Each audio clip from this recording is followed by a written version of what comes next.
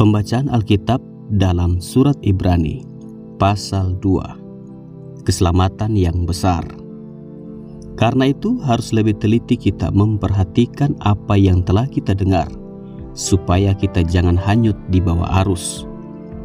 Sebab kalau firman yang dikatakan dengan perantaraan malaikat-malaikat tetap berlaku, dan setiap pelanggaran dan ketidaktaatan mendapat balasan yang setimpal, bagaimanakah kita akan luput jikalau kita menyia-nyiakan keselamatan yang sebesar itu, yang mula-mula diberitakan oleh Tuhan dan oleh mereka yang telah mendengarnya kepada kita dengan cara yang dapat dipercayai, sedangkan Allah meneguhkan kesaksian mereka oleh tanda-tanda dan mujizat-mujizat dan oleh berbagai-bagai penyataan kekuasaan dan karunia Roh Kudus yang dibagi-bagikannya menurut kehendaknya.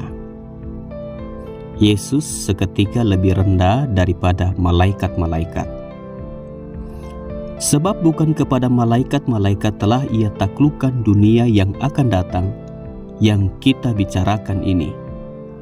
Ada orang yang pernah memberi kesaksian di dalam suatu nas, katanya, "Apakah manusia sehingga engkau mengingatnya?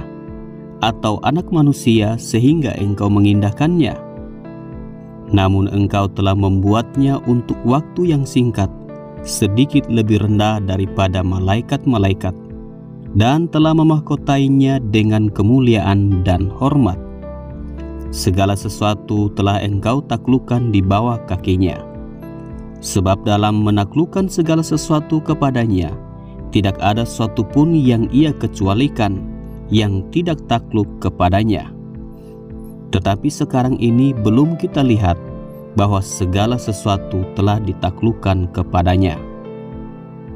Tetapi Dia yang untuk waktu yang singkat dibuat sedikit lebih rendah daripada malaikat-malaikat, yaitu Yesus, kita lihat, yang oleh karena penderitaan maut dimahkotai dengan kemuliaan dan hormat, supaya oleh kasih karunia Allah ia mengalami maut bagi semua manusia. Sebab memang sesuai dengan keadaan Allah, yang baginya dan olehnya segala sesuatu dijadikan, yaitu Allah yang membawa banyak orang kepada kemuliaan, juga menyempurnakan Yesus yang memimpin mereka kepada keselamatan dengan penderitaan. Sebab Ia yang menguduskan dan mereka yang dikuduskan, mereka semua berasal dari satu. Itulah sebabnya Ia tidak malu menyebut mereka saudara. Katanya, "Aku akan memberitakan namamu kepada saudara-saudaraku, dan memuji-muji engkau di tengah-tengah jemaat." Dan lagi, "Aku akan menaruh kepercayaan kepadanya." Dan lagi, "Sesungguhnya inilah aku dan anak-anak yang telah diberikan Allah kepadaku." Karena anak-anak itu adalah anak-anak dari darah dan daging, maka ia juga menjadi sama dengan mereka dan mendapat bagian dalam keadaan mereka, supaya oleh kematiannya ia memusnahkan dia, yaitu iblis yang berkuasa atas maut, dan supaya dengan jalan demikian ia membebaskan mereka yang seumur hidupnya berada dalam perhambaan oleh karena takutnya kepada maut. Sebab sesungguhnya bukan malaikat-malaikat yang ia kasihani, tetapi keturunan Abraham yang ia kasihani.